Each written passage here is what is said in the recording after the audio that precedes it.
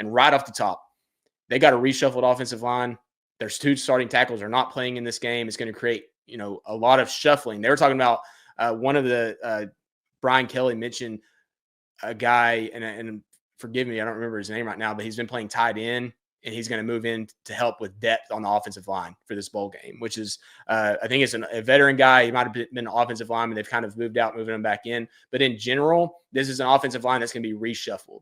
Baylor's going to have to rush the passer. They have to control the run game first, but rushing the passer with Steve Linton, hopefully he's playing and ready to play after dealing with an injury. Garmin Randolph, but the linebackers too, creating havoc. Dave Aranda wants to do that as a play caller. I think in this game specifically, you have to make that offensive line work. If you let them just kind of sit back and protect Garrett Nussmeier, he's going to have a good day. You have to make him uncomfortable with an inexperienced offensive line in front of him. Right, and Baylor's currently sitting at 68th in the country in sacks this year. So they've been average, pretty average in that area. I think they have some good, some guys who can get after the quarterback. When you look at Steve Linton, Garmin Randolph, Jackie Marshall, they have some options, but it just hasn't really all come together in that regard. I do think your point about blitzing is going to be key. I think you might see a little bit of Keaton Thomas, some Matt Jones attacking the quarterback. Garrett Nussmeier, while he is a really good quarterback and he is good in the pocket, his mobility in the pocket is solid. He's not a great runner. So you're not going to have to really be too worried about him taking off, which is something that Baylor has at times struggled with. So in this game, it's just going to be about more, so getting to him and then actually bringing him down when you're there. Because if you miss a tackle in the backfield and you're bringing pressure, that's where you're going to be in for a world of problems against this LSU team, because they have way too much speed. And if you give him too much time, someone's going to get open and potentially someone way downfield. So I agree. That's a key point for me as well, especially with these 2 tackles missing and them having to reshuffle. It makes a lot of sense that Baylor would get after the quarterback, and they're going to have to. I 100% agree with that. So moving into mine, I think for Baylor defensively, a lot of this is going to come down to who's playing in this game, which I hate that we have to keep saying, who's going to actually play in this game. But let's just assume that LSU's guys are playing in this one. Baylor's going to have to figure out a way to just slow down this passing attack a little bit. Because unfortunately, there's not a lot of reasons to think they're actually going to be able to slow down LSU if all of their guys are playing. There's just really not. I mean, they haven't been this season. Yeah. No, and LSU's 4th in the country in pass rank. I mean, this is one of the best passing teams in the entire country. They will light you up. And Kyron Lacey is fantastic at receiver. Aaron Anderson is a problem downfield, very speedy. Mason Taylor, their talented tight end across the middle of the field, is really good. Caden Durham has 250 yards receiving out of the backfield. They have a lot of weapons, and they will attack you with those weapons. And, even more so on that, LSU is 7th in 3rd down conversion rate, throwing the football all the time. They're at 49%. They're over 49%. It just is one of those matchups that does not bode well. So for Baylor to have success, I think getting after the quarterback is key.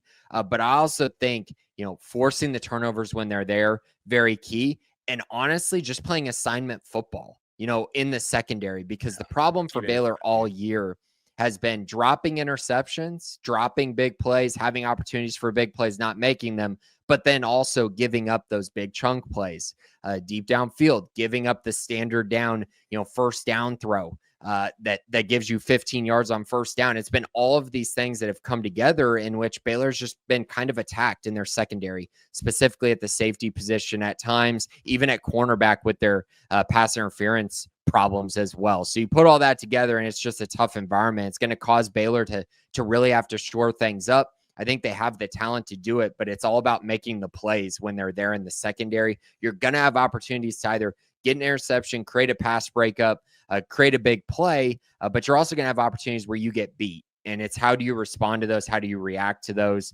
How do you make plays on those? And do you have help? I think all of that really comes together with Baylor trying to stop LSU in the secondary. Again, if all of LSU's options are there. Yeah, so a couple of notes, too, that just came across. Steve Linton, full pads at practice as of today, which is good because he missed the last 2 games. Carl Williams, also in full pads, no brace on his knee. He had surgery earlier this season, was expected to potentially be back for the bowl game. Sounds like he's in full pads, going to be ready. So those are 2 big pieces with Carl Williams being back. Steve Linton, who missed the last 2 games as a pass rusher. Those are 2 big. We just basically hit on both of them. That's massive for Baylor. Depending on what they do in the secondary, where Carl Williams is playing, I expect he'll probably play star in this game, but maybe he's playing somewhere different. But Steve Linton as a pass rusher coming back. I think the good news is that Baylor has 4 weeks or basically all of bowl prep to Dave Aranda to figure out what he wants to do against this LSU offense. And I think you give Dave Aranda time and he will have a scheme, and then implementing that scheme over the course of multiple weeks and not 3 days is really big for this defense because there's so much variety in the offenses that they face during the season. You talk about running quarterbacks. The last 3 weeks, the running quarterbacks that they faced were exceptional running quarterbacks. So there was this game plan of we have to contain and not just try to sack. Whereas the games before that, Baron Morton, Alan Bowman, Josh Hoover, they were just more pocket guys. They're not going to run a ton. So this LSU team goes back to that keeping and containing in the pocket is not as much of a priority as is actually getting him on the ground. Now, you have to get him on the ground because he has ability to make plays downfield. So with that, you got to rush the passer, but if you're not stopping the run, LSU hasn't committed to stopping the run, but you got to stop the run first. And this is going to be big on the front 3 of the defensive line. David Aranda talks about all the time. We play the run first, and then our pass rushers that are on our 3-down linemen rush the passer after the fact.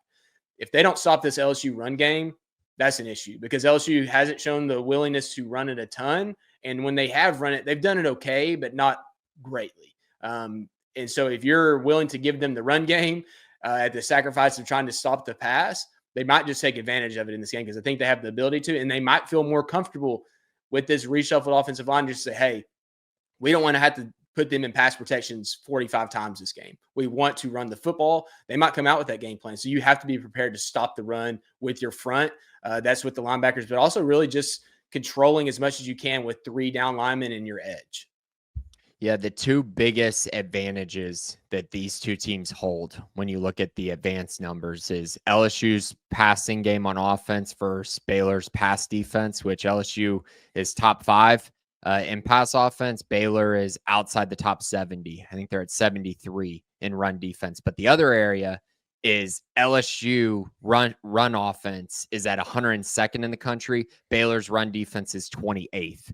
So those are the 2 biggest areas where you see kind of the biggest advantage, I guess you would say, for either side. And so you're exactly right. I mean, there's no reason that LSU should be able to run for more than, let's say, 120 yards on Baylor. There's no reason for that. And really, you might be able to hold them below that. They've had a lot of games where LSU's been below that number. They've won a few games, even with running for less than 100 yards, which is kind of interesting and kind of speaks to how good their pass game has been. But I do agree with you. You need to make them one-dimensional. But the bigger thing about that is they need to make them one-dimensional without having to bring anyone. Without having to bring any guys on blitzes, without having to bring extra guys into the box. You have to be able to stop it with your standard front. And that means 6 guys. And even maybe less than that at times. Maybe you're dropping a guy into coverage and you still have to be able to stop the run, and you still should be able to. And I think they need to. I think Baylor, more times than not in this game, needs to be able to drop 7 or 8 back in coverage and feel confident that they're going to be able to still stop the run even with that.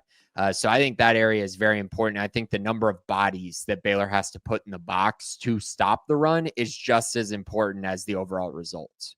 Yeah, it is. If you look at LSU's rushing offense, only once have they averaged over 5 yards per carry in a game this season. That was against South Alabama, where they rushed for 8.78 and scored 4 touchdowns in this game. They haven't, outside of that, the next highest yards per carry average that they've had is 4.52, and that was in the first game against Southern Cal to open the season. So they just don't, attempts-wise, yards per carry-wise, overall numbers, rushing touchdowns, they're not going to do it a ton.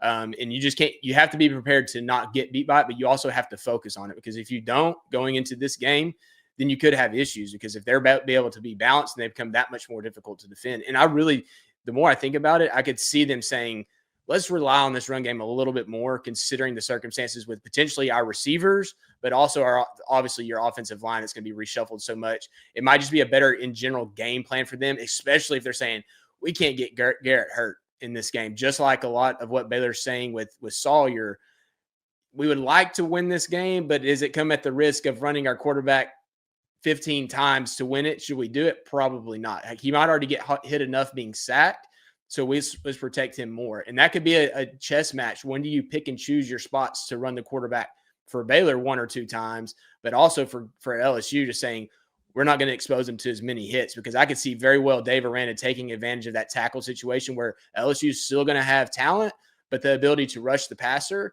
But if you're not stopping the run, rushing the passer becomes irrelevant. I just don't think LSU's can commit to it fully, other than saying, "Hey, we're going to save a few hits on Garrett Nussmeier today because of this reshuffled offensive line." That makes a lot of sense for them to kind of try to do that. And honestly, the other thing we have to remember is Caden Durham's a freshman. I mean, this is a guy who is probably going to take full advantage of these practice reps that he's getting. Yeah. So I fully expect him to be his best that we've seen all year going into this game. And if they can block well enough for him, that remains to be seen. So my final key for defense has to do with 2 guys. Baylor's got 2 guys who are on the all Big 12 first team, and I think they're going to have to play really well in this game. That's Matt Jones and Keaton Thomas. Their 2 linebackers have been phenomenal all year. When they've needed to play, those 2 guys have made them.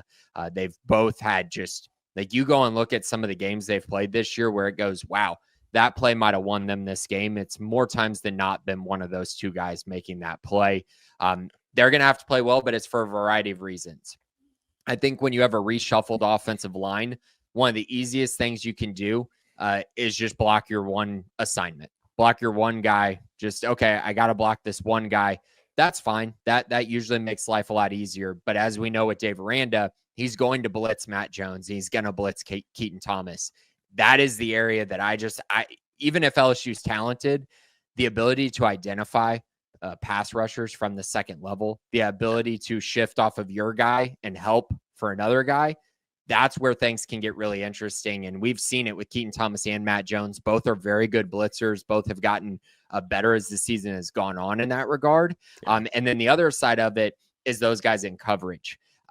We've seen Matt Jones at times during his career kind of get attacked, which he's a Mike linebacker. Almost every Mike linebacker gets attacked to some extent in coverage, or that's not their strong suit. But he's got to hold up to some degree. And Keaton Thomas has to hold up in a much higher degree. He's got to play really well in coverage in this game as well. But I just think there's so much on these 2 guys' plate going into this game. But this matchup is also very favorable for them. And I think this gives them a great opportunity to have potentially a really dominant performance. And as we talked about last week, we mentioned the best bowl game performances with all these tackles that we've seen in past games. I think Matt Jones and Keaton Thomas could be 2 guys that challenge for double-digit tackles in this game, potentially force a turnover or 2, and potentially get a sack or 2 as well. I think they're going to be very important in this one, and I think they're going to be able to play very aggressive, and as Dave Aranda says, play very green in this game, especially because I don't think they're going to have to worry that much about LSU's run game. Yeah, I really like the thought of a reshuffled offensive line having to deal with identifying pressures, creepers, and they're going to have time to prepare for it. And I think they're having a guy, Frazier, I believe it was, going to be bumped outside to tackle. So he will potentially be an older guy playing tackle. But if you play guard all year, that's a little bit different. As we know, that it's going to be better than your alternative of playing a really, really young guy out there with no experience, but it's still a shift for them. And what does that open up for the interior of the line?